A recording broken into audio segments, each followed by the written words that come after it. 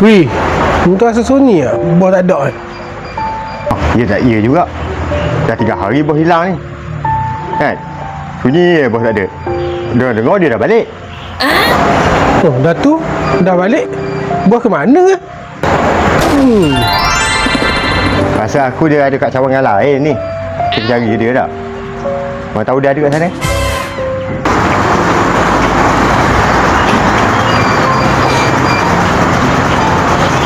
Hawi, apa? Sedih muka dengan Pak Mi ni. Ingat kita orang lagi cari bos ni kat cawangan satu lagi tu. Dah 3 hari dah bos tak masuk sini. Tak tahu gimana bos ni. Nak try ke sana. Mau kita? Tak ya juga boleh juga tu, maulah kau nak ikut. Kau bos lupa jalan nak ke bengkel.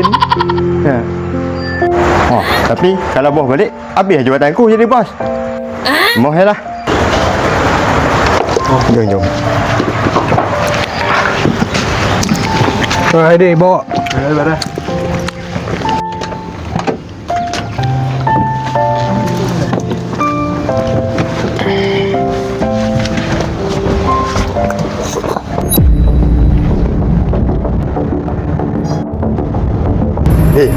Kau tak rindu ke bos ni?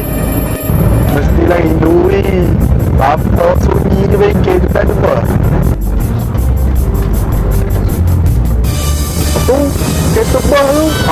Kan saya cakap. Bos ada kat sini. Dia dah lupa ke kita ni. Tu pasal tu.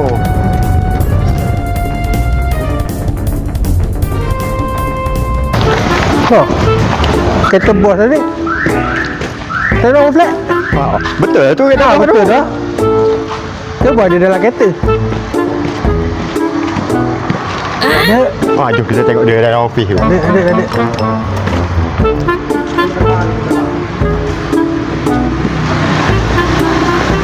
Assalamualaikum. Waalaikumsalam. Macam mana boleh sampai kemari ni macam ni? Kereta bos ada dekat sana. Bos ada bos? Bos ada dalam.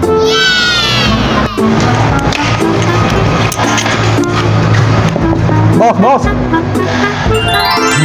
Sampai kemari kau ya. Dua orang ni tu bos. Bos tak nak balik sana. Masuk dulu.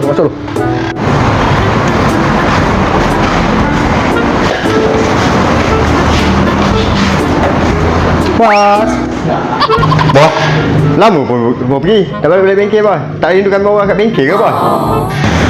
Aku tadi pergi ke Kuantan.